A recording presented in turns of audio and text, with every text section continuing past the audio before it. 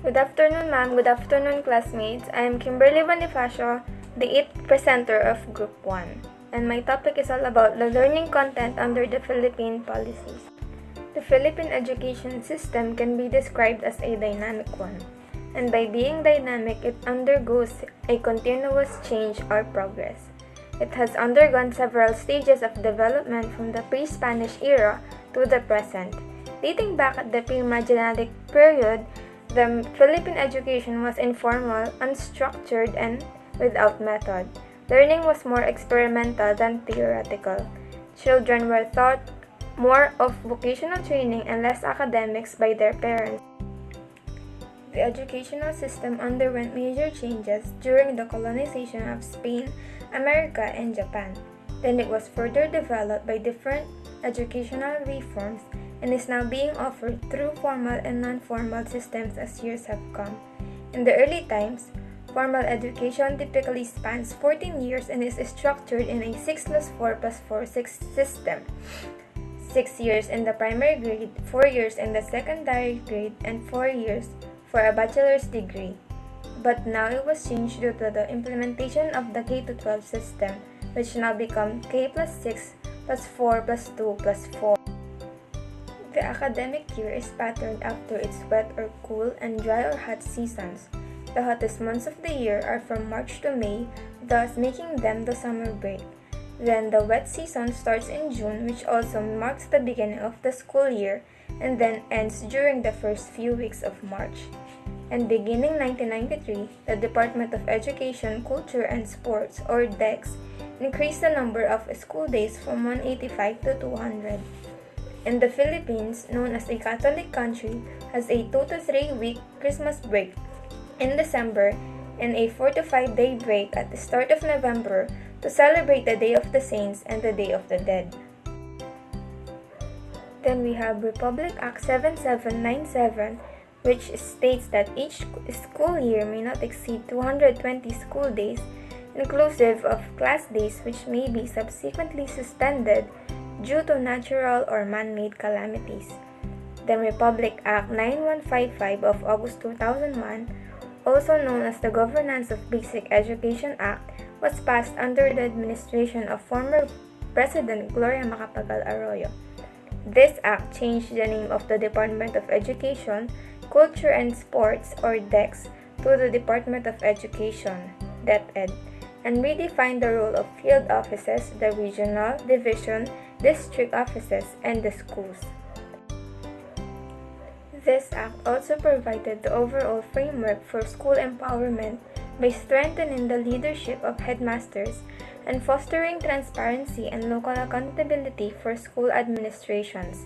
The goal of basic education was to provide the school-age population and young adults with skills, knowledge, and values to become caring, self-reliant, productive, and patriotic citizens. Several educational reforms have been initiated because of DepEd's commitment to enhance the quality of basic education. There is also a mandate of ensuring that no learner will be left behind and that every Filipino child will have access to quality education. And here are the contents under the DepEd policies. Primary school education in the Philippines spans 6 years in duration and is compulsory for all students. This level of education is divided into 2 cycles, a 4-year primary cycle which are from grades 1 to 4 and 2-year intermediate cycle from grades 5 and 6. In the country's public schools, Filipino children generally begin school at age 6 or 7. However, private schools typically start earlier and operate a 7-year curriculum rather than a 6-year curriculum. At the conclusion of each school year, students are promoted from one grade level to the next, assuming they meet the achievement standards set for that grade.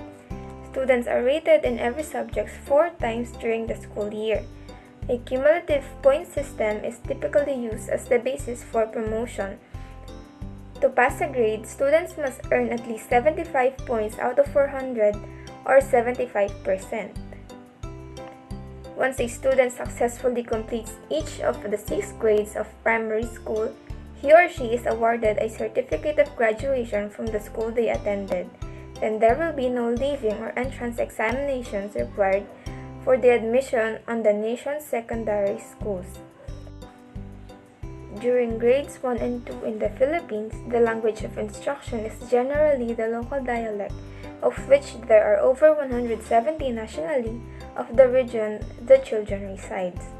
English and Filipino are taught as second languages.